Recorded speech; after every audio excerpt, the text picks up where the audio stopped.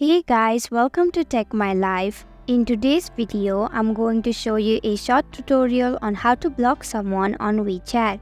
It's pretty simple, so let's jump right in. First, open WeChat on your mobile device. Tap on Contacts at the bottom of your screen.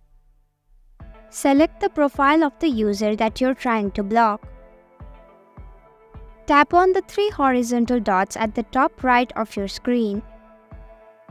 Enable the button right next to Block. Tap on OK. And that's it. This is how you block someone on WeChat. Thank you for watching Tech My Life. I hope you found this video helpful.